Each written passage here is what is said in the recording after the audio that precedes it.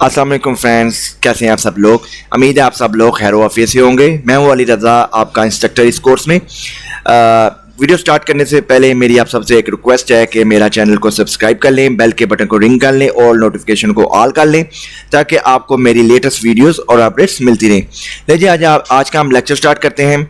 आज हमने पढ़ना है HTML block and inline elements. ठीक है, पहले हमने जो से भी एलिमेंट्स पढ़े हैं, ठीक है, जैसे कि लास्ट लेक्चर में हमने ऑर्डर लिस्ट वगैरह बनाना सीख लिया था। ठीक है, अब हमने पढ़ने हैं इनलाइन और ब्लॉक एलिमेंट्स। ये वही चीज़ें हैं जो ऑलरेडी हमने पढ़ी हुई हैं, लेकिन इसमें थोड़ी सी चीज़ें न्यू आई हैं। अच्छा, ये इनलाइन एलिमेंट्स कौन से होते हैं, पहले इसको देख लेते हैं। इनलाइन एलिमेंट्स बेसिकली एक ऐसे HTML के एलिमेंट होते हैं जिनकी डिफ़ॉल्ट वैल्यू सेट हुई होती है पीछे से। ब्राउज़र को जब आप ये वाला एलिमेंट लगाएंगे तो ब्राउज़र ऑटोमेटिकली इसकी वैल्यू उठा लेगा। ठीक है, और उसको पता लग जाएगा कि ये वाला जो एलिमेंट है इसको मैंने इस तरह से डिस्प्ले कर देना है। ठीक है, वो कैसे मैं आपको बताता हूँ। एडिटर पे चलते हैं जी।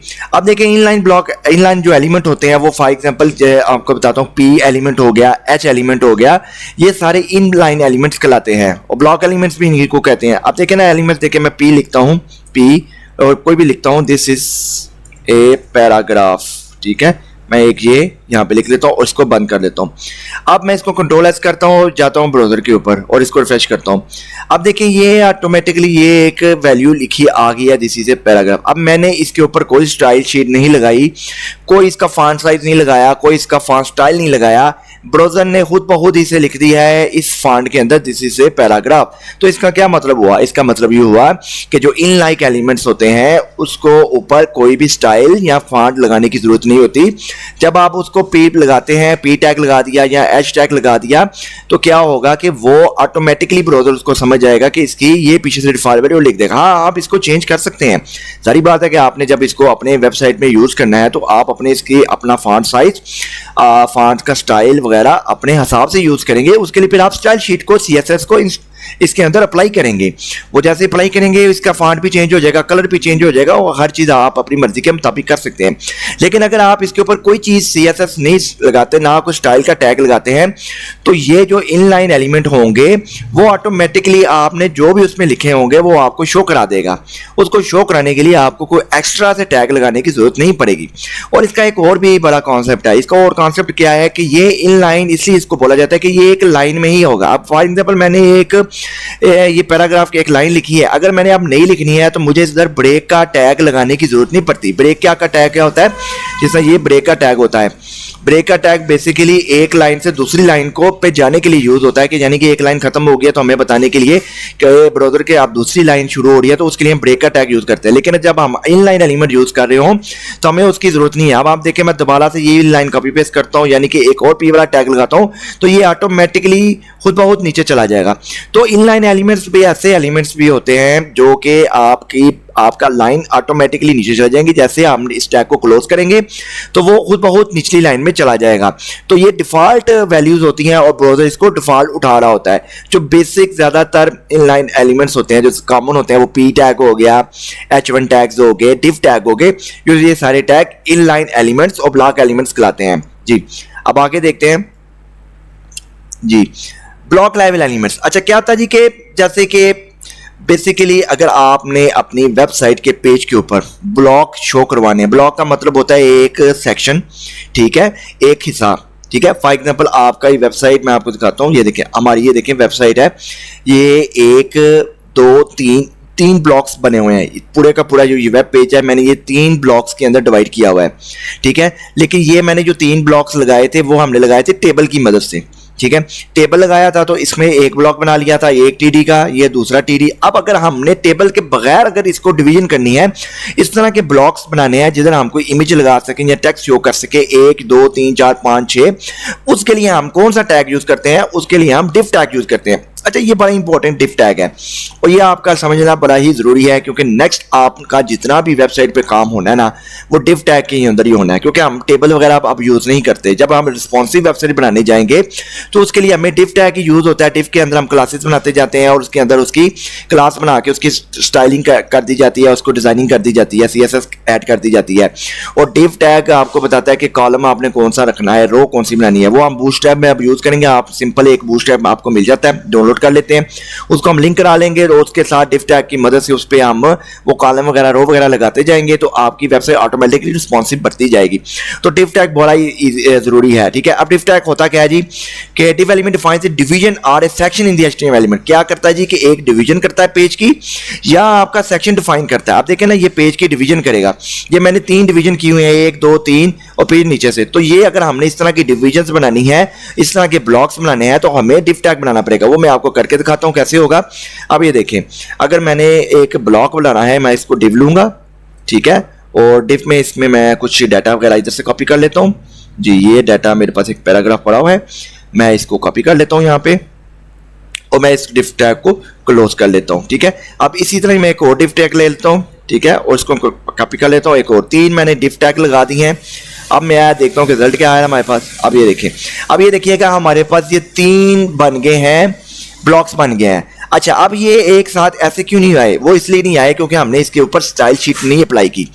इसको ऐसे लाने के लिए, एक लाइन में लाने के लिए हमें CSS का यूज करना पड़ेगा, जो हम आगे जाके करेंगे। उसके लिए हमें एक प्रॉपर्टी होती है फ्लोट की प्रॉपर्टी CSS में, वो जब हम लगाएंगे तो ये ऑटोमेटिकली एक लाइन में आ जाएंगे, ठीक है। और इसकी पैडिंग करेंगे, मार्जिन वगैरह करेंगे, तो ये ये खूबसूरत हो जाएगा। अच्छा, अब मैं आपको क्या समझाना चाह रहा हूं, मैं आपको समझाना ये चाह रहा हूं कि देखिए, मैंने एक डिफ टैग लगाया तो ये यहां तक एक ब्लॉक के अंदर डिफ बन गया, ठीक है। मैंने कोई लाइन ब्रेक का कोड नहीं यूज किया, कोई ऐसा कोड यूज नहीं किया कि जिसकी वजह से ये लाइन ब्रेक हो। सिंपल एक डिफ टैग को स्टार्ट किया और डिफ टैग को क्लोज किया और उसके अंदर डाटा लगाया। जैसे ही दूसरा डिफ टैग लगाया तो ऑटोमेटिकली लाइन ब्रेक हो गई और ये अगली लाइन में चला गया। तो बेसिकली हमारा डिफ टैग किस लिए यूज होता है? हमारा डिफ टैग इसलिए यूज होता है कि हम अगर अपने वेबसाइट के अंदर कोई ब्लॉक बनाना चाहते हैं, कोई आम इसके अंदर कोई डिवीजन करना चाहते हैं, तो उसके लिए ये वाले टैग यूज किए जाते हैं। अब डिफ टैग है क्या? बेसिकली डिफ टैग ये ब्लॉक लेवल एलिमेंट्स हैं, ठीक है। अब ये बात को समझे कि ब्लॉक लेवल एलिमेंट्स कौन से होते हैं? ऐसे एलिमेंट जो आपके किसी भी वेब पेज के अंदर ब्लॉक बनाने के लिए या सेक्शन बनाने के लिए यूज हो, उनको ब्लॉक एलिमेंट यूज करते हैं। अब डिफ टैग है, इस तरह के बहुत से आगे टैग है, वो हम पढ़ेंगे, वो मैं आप देखता हूँ आगे और कौन से हैं। सबका एक जैसा ही काम है, काम इनका एक ही है। आपकी मर्जी है कि आप इसको मुख्तलिफ तरीकों से यूज कर सकते हैं। जैसे कि आगे हम देखते हैं, आगे हमारे पास कौन सा टैग है। अब आप जैसे एड्रेस का टैग है, ये भी ब्लॉक लेवल एलिमेंट ही है। बेसिकली ब्लॉक लेवल एलिमेंट क्या होगा कि आपका जो भी आपने सेक्शन की में शो करना है, कोई ब्लॉक में शो करना है, तो आप ये वाले एलिमेंट यूज कर सकते हैं। फॉर एग्जांपल मैं एड्रेस का एलिमेंट यूज कर लेता हूं, तो एड्रेस का एलिमेंट क्या करेगा? आप देखिए, मैं कोई लाइन ब्रेक का कोड नहीं कर रहा, ये ऑटोमेटिकली एड्रेस का एलिमेंट लगाने से क्या होगा। अब ये देखें, इधर मैं लिख लेता हूं कोई भी कोड, इस पर लिख देते हैं शादमान, लिख देते हैं, ठीक है। एड्रेस शादमान कॉलोनी लिख लेते हैं, ठीक हो गया। और नंबर देखते हैं 0333840, ये सिर्फ आपको समझाने के लिए, ठीक है। इसको कंट्रोल एस करता हूं तो आप रिफ्रेश करके देखें, ये देखें। अब ये देखें, ये ऑटोमेटिकली ये नीचे चला गया है, ठीक है। अब मैं इसको थोड़ा सा इसमें अगर मैं ब्रेक लगा लेता हूँ या इसमें पी का टैग यूज कर लेता हूँ, या इसको मैं ब्रेक कर लेता हूँ, ठीक है, इसके अंदर ब्रेक, ठीक है। ये थोड़ा इसको मैं ब्रेक जी, ये करके अब देखें ये एक लाइन में आता है। ये देखें, अब देखें मैंने इसके ऊपर ना तो कोई अटैलिक का फॉन्ट यूज किया है, लेकिन ये खुद ब खुद ही अटैलिक हो गया है। क्यों अटैलिक हो गया है? क्योंकि जो एड्रेस का टैग एलिमेंट हमने यूज किया है, ठीक है।